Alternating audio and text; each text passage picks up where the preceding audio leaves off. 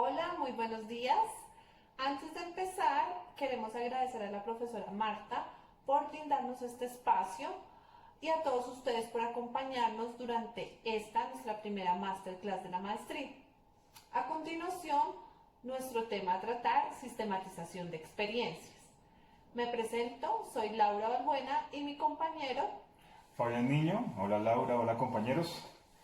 Con la sistematización de experiencias buscamos compartir con ustedes cómo mejorar nuestras prácticas al momento de comprender nuestras acciones y nuestras transformaciones sociales. En todos nuestros procesos de investigación, permitiéndonos llevar un orden de lo que se refiere a elementos, pasos, etapas, tiempos, recursos, en fin. Una herramienta metodológica que pueda ser útil para estos grupos o comunidades que vamos a intervenir. también que pueda ser útil para otros grupos u otras personas de nuestra intervención o ajenas a ellas y que puedan aprender o reflexionar o cuestionar estos procesos de actuación para próximas o futuras prácticas. El objetivo de esta masterclass es de sistematización de experiencias, es mejorar nuestras prácticas, mejorar nuestras intervenciones transformadoras, empoderarnos en el entorno en el que trabajamos y contribuir a un mejoramiento de nuestro saber educativo. La orden del día del tema sistematización de experiencias se presentará de la siguiente manera. Parte 1. ¿Cómo comenzó la sistematización de experiencias en América Latina? Parte 2. ¿Qué es sistematización de experiencias? Y última parte, ¿cómo sistematizar una experiencia? Bienvenidos.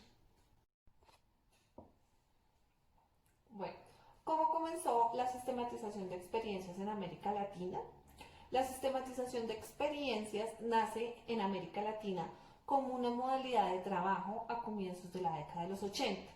Es iniciada por diferentes colectivos y a esto nos referimos a grupos de trabajo comunitario, grupos de trabajo social, grupos políticos, grupos educativos populares, entre otros grupos.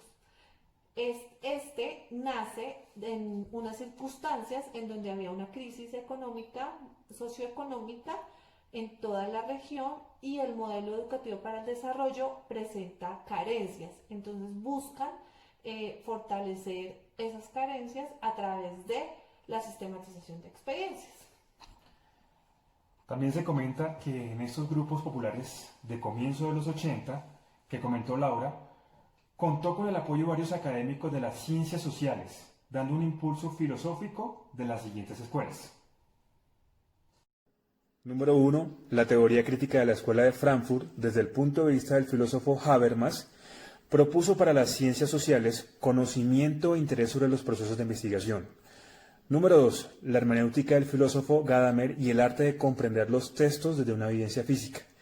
Y número 3. Desde la pedagogía crítica, con todos los desarrollos que el pedagogo y filósofo Paulo Freire hizo en América Latina. También podemos encontrar el aporte de las nuevas ciencias sociales desde Colombia por el sociólogo Orlando Falsborda, quien fue uno de los fundadores de la técnica Acción-Investigación Participativa desde la Universidad Nacional.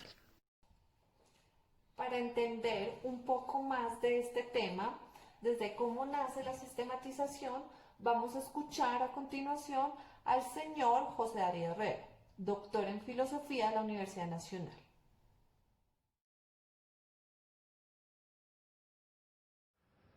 Bueno, la sistematización de experiencias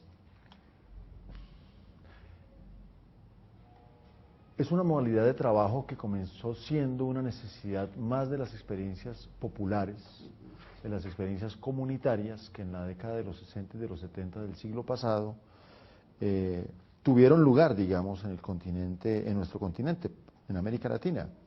Muchas experiencias de estas, de trabajo comunitario, de trabajo popular, asociadas a la educación popular, asociadas a la teología de la liberación, asociada a movimientos de izquierda, a militantes, asociadas también esas experiencias a las nuevas ciencias sociales que empezaban a tomar forma en nuestro país, por ejemplo, en el caso de la Universidad Nacional de Colombia, con Orlando Fassborda a la cabeza, pues muchas experiencias de trabajo comunitario, social, político, empezaron a ver la necesidad de poder ser transmitidas también, digamos, de poder ser comunicadas a otros sectores, a otros espacios, a otras regiones, a otras ciudades.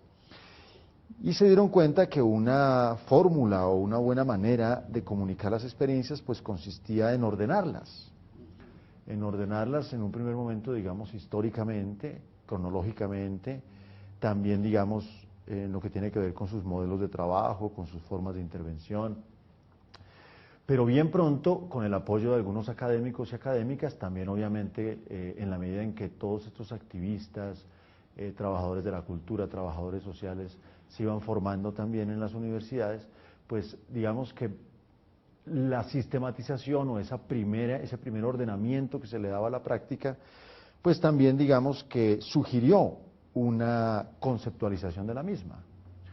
Una conceptualización a veces en estrecha relación con alguna disciplina, a veces en estrecha relación, por ejemplo, con una sociología de tipo crítico, con una IAP, Investigación, Acción Participativa, a veces más como necesidad de trascender un poco los resultados de la experiencia más allá de la propia experiencia y ponerlos en un contexto más amplio, no solo un contexto académico, sino un contexto fundamentalmente político. Entonces la sistematización de experiencias, digamos que resultó ser ese estilo de trabajo que en principio fue muy útil para las organizaciones comunitarias, organizaciones políticas de base, movimientos sociales, también en el caso de la educación para todos los movimientos y experiencias asociadas a la educación popular, comunidades eclesiales de base en el caso de la teología, y también digamos con este nuevo impulso que desde las ciencias sociales, movimientos como los de la IAP, pues llevaron a que todas estas experiencias fueran también concebidas en términos de saber. ¿Sí? No solamente entonces la sistematización cumplía una función de no dejar perder la experiencia en la memoria, digamos, de solo quienes habían hecho parte de su construcción, sino que ahora también la sistematización respondía, digámoslo así, a una necesidad del saber social, y era poder entender que las prácticas sociales también constituyen un espacio privilegiado de saber. Filosóficamente esto recibió mucho impulso, digamos, a partir de la hermenéutica de Gadamer, a partir de la teoría crítica de la Escuela de Frankfurt, sobre todo el tercer interés que Habermas propuso para las ciencias sociales, el crítico social, desde la teología de la liberación también, desde la pedagogía crítica, particularmente con todos los desarrollos de Freire en América Latina. Bueno, todo eso, digamos, convergió en que las prácticas sociales fueran vistas como espacios de construcción también de saber y de conocimiento, a la par que las ciencias, digamos, más disciplinares, las ciencias más universitarias, pues mostraban más bien sus vacíos en lo que tenían que ver con la transformación social. Es decir, tal vez la sistematización no hubiera tenido tanto auge si las disciplinas o las ciencias sociales hubiesen estado más abiertas a digamos, a un diálogo juicioso, serio, con los procesos justamente sociales, pero como no fue así, digamos, eran unas ciencias más bien, o siguen siendo unas ciencias más bien cerradas sobre sus propios códigos disciplinares, pues la sistematización, en mi opinión, entró a llenar parte de ese vacío, digamos, en el saber social. Parte 2. ¿Qué es sistematización de experiencia? Desde Latinoamérica, y autor del libro Práctica y Teoría para otros mundos posibles, el señor Óscar Jara formalmente describe que la palabra sistematización en determinada disciplina se refiere principalmente a clasificar, catalogar, ordenar datos e informaciones, ponerlos en sistema. Ese es el sentido más común, más utilizado y totalmente válido de la noción o del concepto sistematización. Además, afirma el señor Jara que todos nosotros desde la educación y los proyectos sociales utilizamos el mismo término, pero lo aplicamos no solo a datos e informaciones, sino también a experiencias. Por eso no solo se utiliza el concepto de sistematización, sino sistematización de experiencias. Punto 3. ¿Cómo sistematizar nuestra experiencia? Teniendo en cuenta los puntos anteriores, presentaremos a continuación los pasos para sistematizar. Vamos a sistematizar. Una sistematización puede llevar a cabo múltiples formas y puede ser llevada a cabo por cualquier persona sin necesidad de ser experta en el tema. Punto de partida.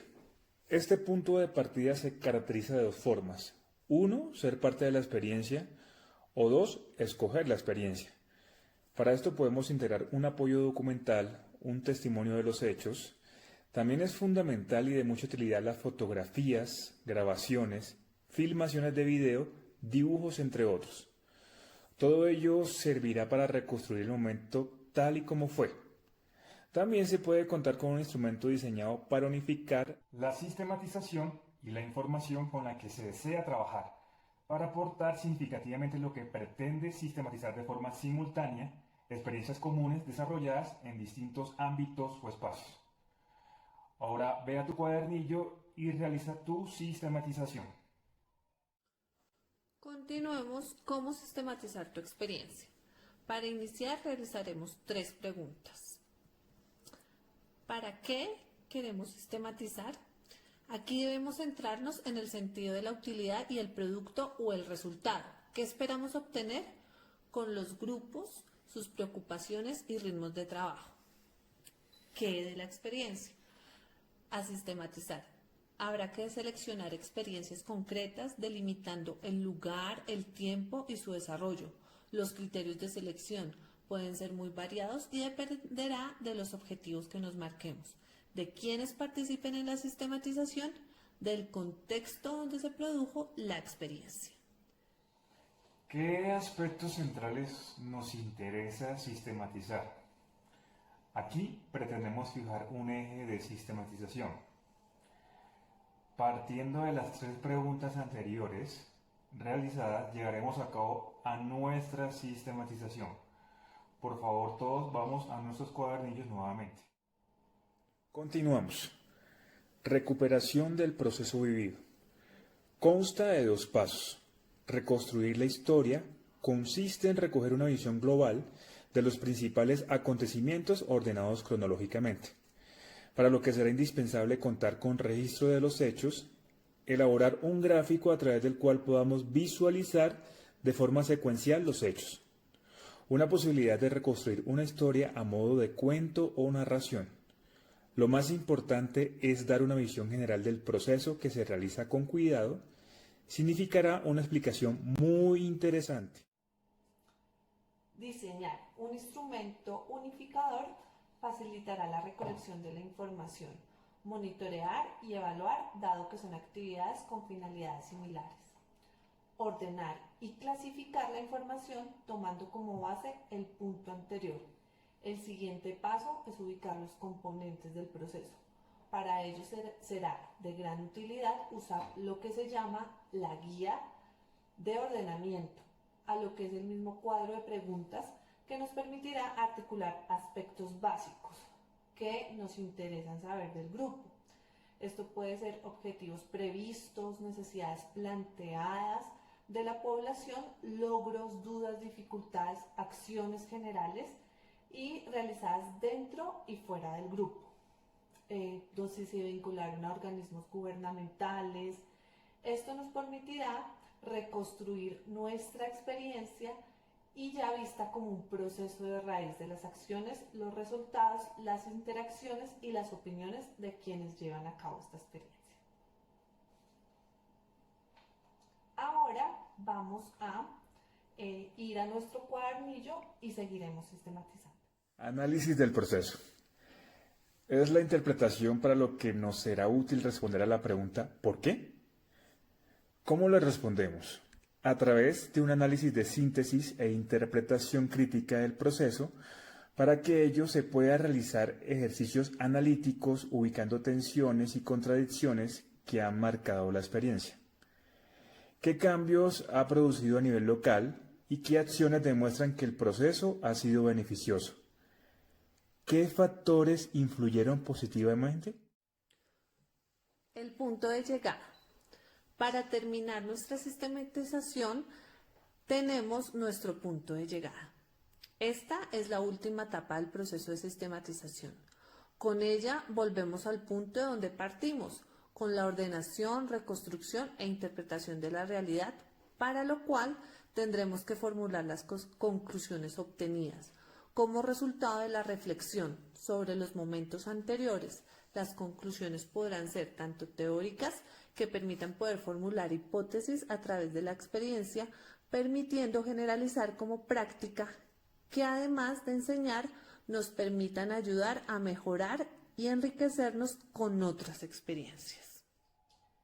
En este punto de llegada, lo más importante es comunicar y socializar el aprendizaje. Consiste en producir materiales que permitan compartir con otras personas lo aprendido. Esto es muy importante porque facilitará el efecto multiplicador a través de diferentes formas, como es a través de videos, gráficos, historietas, cuentos, la radiograma, entre otras formas. Es allí donde vemos el significado de sistematizar la experiencia. Ahora vamos a ir a nuestro cuadernillo que nos permitirá finalizar con esta etapa y con este proceso. Para terminar, mostraremos a través de algunos testimonios la importancia de sistematizar nuestras experiencias e ir más allá de la práctica pedagógica a través del siguiente video.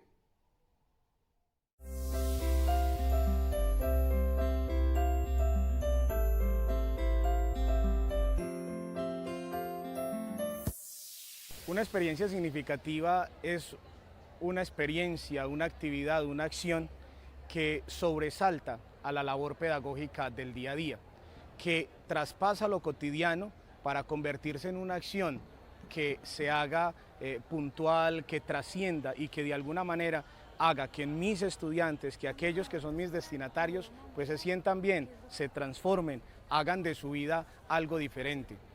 Sistematizar experiencias significativas es tomarse el trabajo de sentarse a pensar, 1, ¿qué es lo que voy a hacer? 2, ¿cómo lo voy a hacer? 3, ejecutarlo. 4, evaluarlo. Desde estos 4 elementos se puede hablar de sistematizar una experiencia significativa.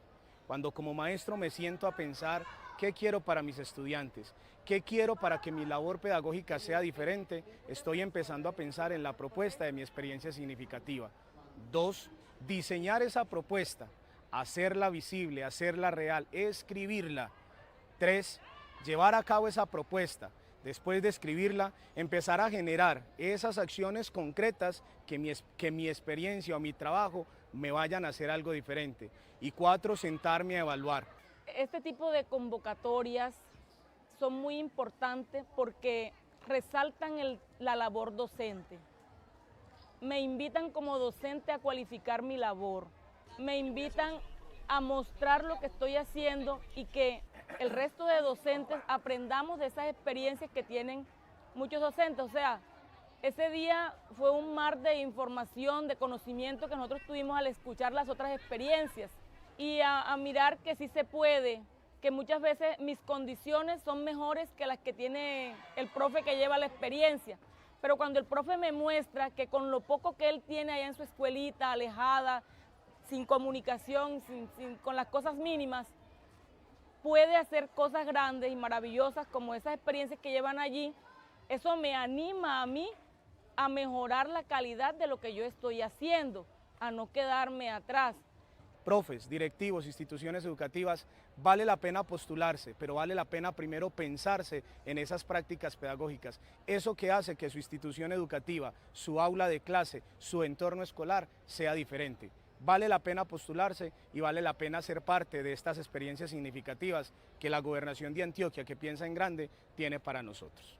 Así como yo viví la alegría y tuve la oportunidad de contarle a muchos docentes del departamento de Antioquia lo que estamos haciendo, yo quisiera que todos esos profes que día a día hacen labores como esta y tienen experiencias como esta, mejores que esta, que tienen unos procesos muy bonitos, formativos, yo quisiera que esos otros profes también tuvieran la oportunidad demostrar eso. No es nada difícil, es simplemente contar con tus palabras lo que estás haciendo, demostrar que estás haciendo las cosas que estás haciendo en el aula de clase a diario.